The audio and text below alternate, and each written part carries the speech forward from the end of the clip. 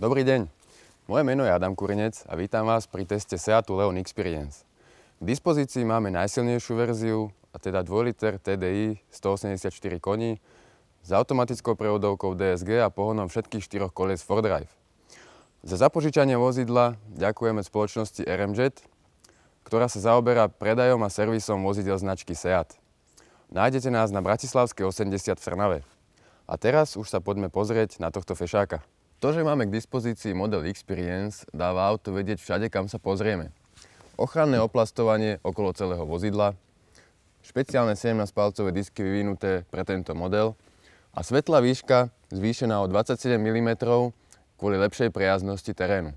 Naše auto je vybavené aj jedinečnými Seat Full LED svetlometmi. Pôsobia veľmi efektne a z nočnej tmy vám spravia deň.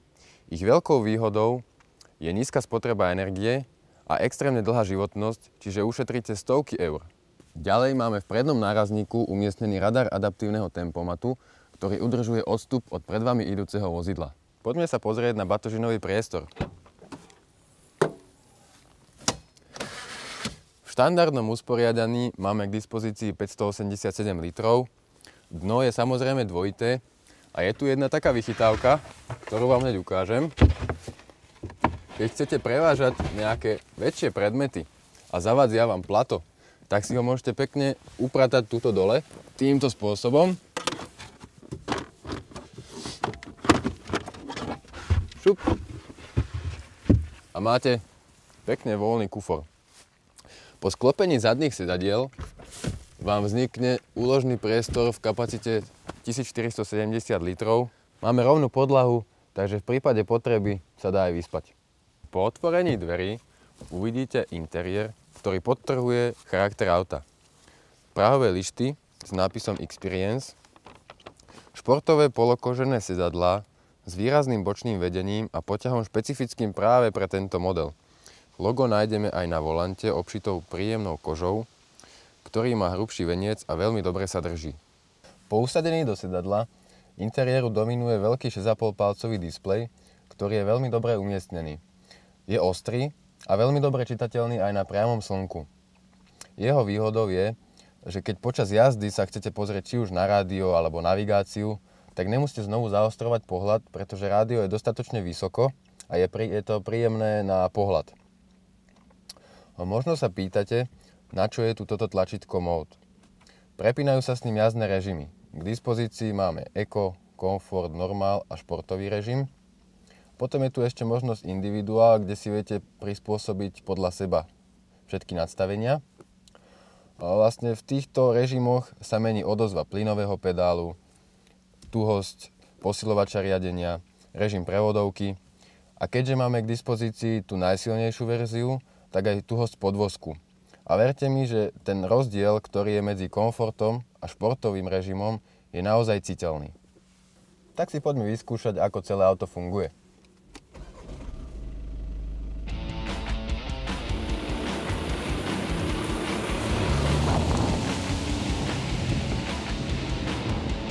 Jazda s ním je príjemná a v komfortnom nastavení podvozku aj napriek 17-palcovým diskom pohodlná.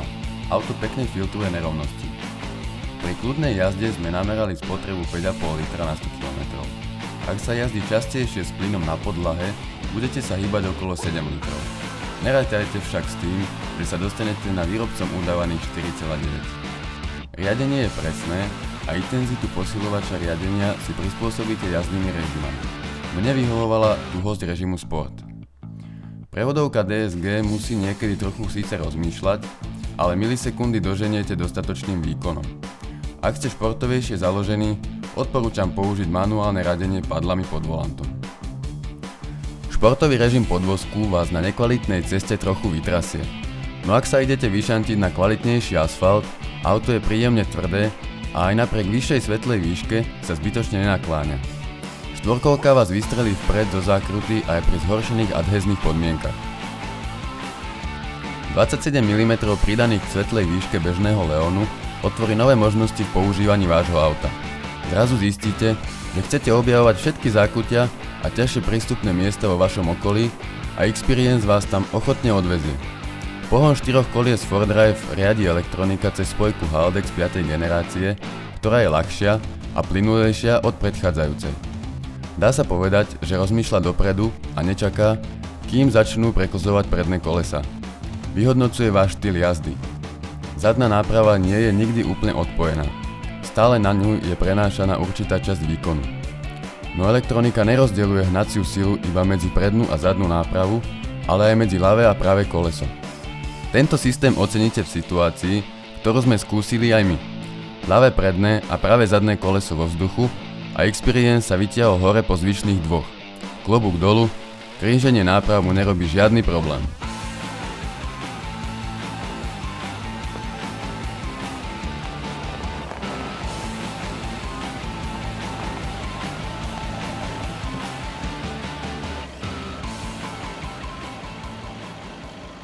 A ako by som ho zhodnotil? Ja som sa do tohto auta zamiloval. Je veľmi dobré na ceste, je jedno, či je sucho, či prší, či sneží, proste štvorkolka vás podrží. Je veľmi dobré aj v stredne ťažkom teréne, takže nie je to len oplastované auto na cestu a veľmi dobre vyzerá, čiže pútate ním pozornosť. Ja sa idem ešte voziť a vy sa príďte pozrieť do RMJ Trnava. Dovidenia.